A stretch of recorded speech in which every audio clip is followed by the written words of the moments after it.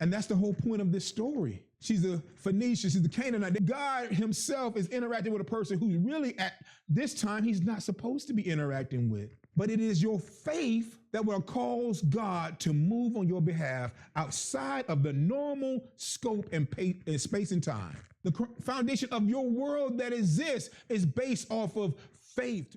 She starts by interacting with him, by calling him by his name. For yourself that Jesus Christ is the Messiah.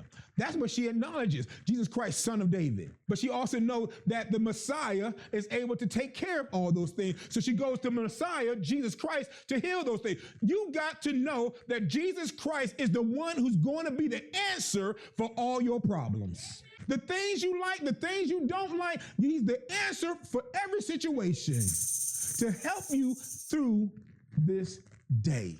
This world, understanding, she comes, she's humble, she humbles herself, and she calls out, have mercy on me, Lord. She understands that he is master of everything, master of the universe, master of every situation. But what happens? Oh my God. What happens when you come to Jesus, you ask God for something, God rejects you? What happens when it doesn't feel, you ask for something, you did all the right, what happens when you say the right things and you're nice and still get rejected? What happens when you come to God and you fasted, you prayed, and it still feels like it's not going to be answered? What happens when God outright rejects you? God just ignores her, and it wasn't until the disciples says, and they trip, and they say, oh, she chases after her. She wasn't even coming for them; she was coming for Jesus. That's a different sermon altogether. They're getting it twisted about who's the important person here. Who, like, oh, we got groupies now. We got fans. We got people following after us. No, I'm here for Jesus. I ain't here for all that other stuff. I didn't come for you. That's the reason why we got to be real careful when we look at church, big churches, little churches, that you're not following after humans instead of following after the Creator who made the human. That'd be terrible. I come all this way. You hiding and I find you? Know who you are? Some people, your disciples don't even really know who you are. I know who you are, and I call you out. I call you Lord. I humble myself, and then you just ignore me? God, don't ignore me. Please, God, don't ignore me. God, see about me. Everybody who wants to be loved and wants to be noticed hates being ignored. Nobody likes to be ignored. Especially, and see, I know sometimes I'm ignored because of something that I did wrong and probably deservingly so. But in this case, she did nothing wrong, did no wrong.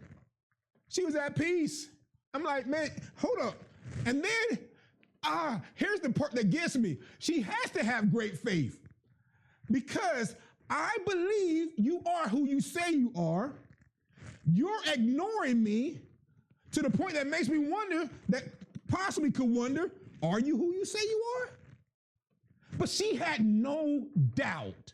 You got to get to the point in your faith and your walk with God that there is no doubt that whether he does it or whether he doesn't do it, he's still God. If I perish, let me perish. You're still God. You still sit on the throne. Yes, if he does it, I mean, I may be in a fiery furnace. I may be going through some stuff. I may get burned up. I know it may be hotter than it's ever been before. The flames may be consuming other people. But I know that if I go in and I perish, okay, I got it. I still believe that you're able to do it. Apart from what I see, because right now I see that you're ignoring me.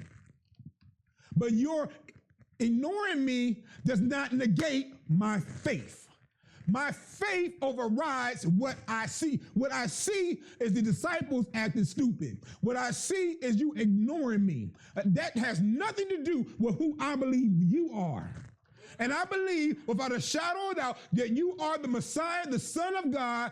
David, Son of David, came down, God wrapped in flesh here right now, and you can do a thing that I can't do. If you don't do it, it won't get done. I refuse to give up. I'll follow you forever. And that's the whole point. That's the whole point. You got to get to the point where you're going to follow him. I don't care about disciples acting up. I don't care about what they say. I'm here for Jesus. And if I'm a follow him forever. And even if she dies, I'm still going to follow Jesus. That's how strong your faith has to be. She had to be following and aggravating them for them to be like, God, she's crying after us. Can you do something about this? This wasn't just a one-time moment thing. This lady wanted Jesus. And if you want blessings in your life and you want things to change, you got to want Jesus. More than anything in this world, more than your family, your kids, your money, your job, all that kind of stuff, you got to want Jesus. I'm looking at this text, and at first, it looks kind of like disrespectful, right? So he goes in and he said, look. I'm only, first he's cool with it. He says, look, I'm only here for the lost sheep of Israel. All right, I've only come for these guys. This was the initial plan.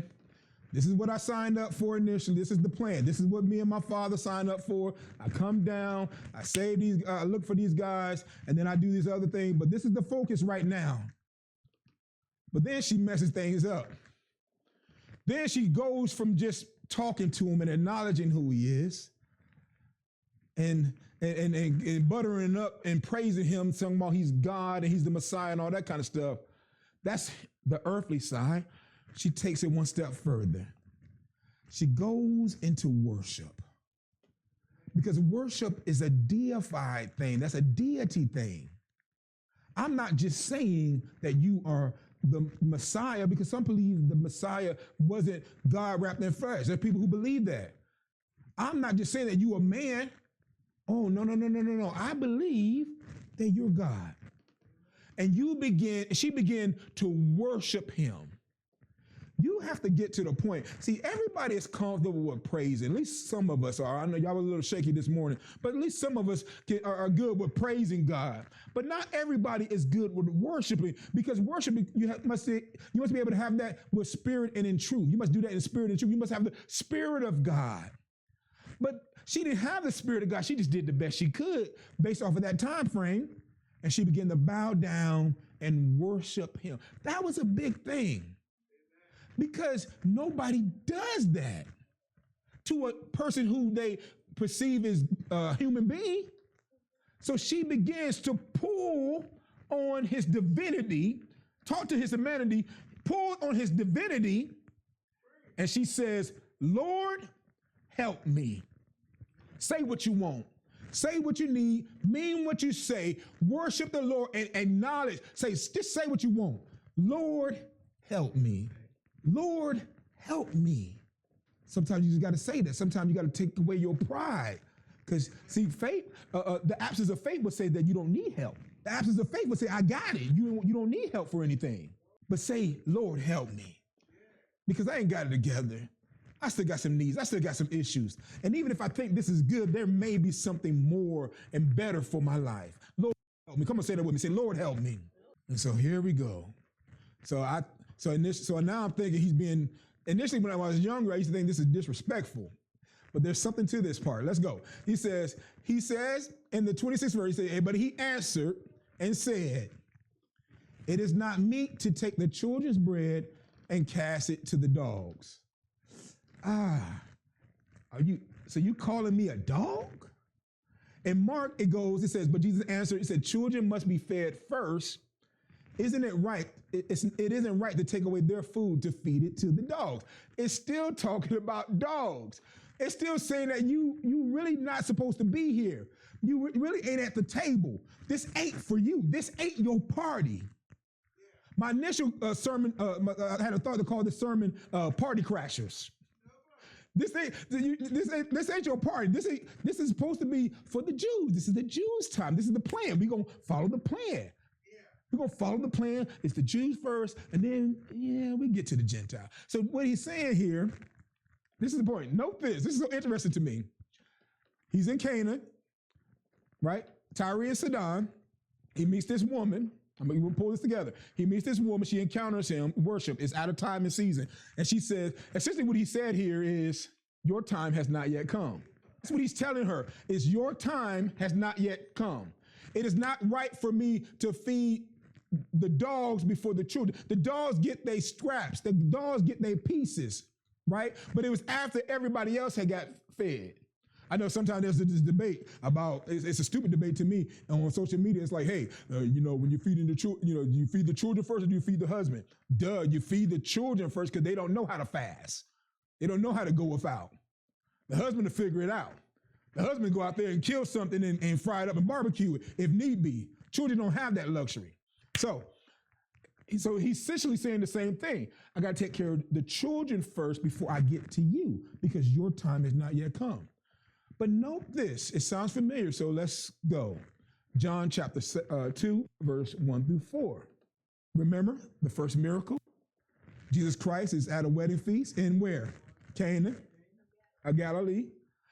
Come to find out, there's four places that this could be, but one of them is in this same location, the Tyre of Sidon.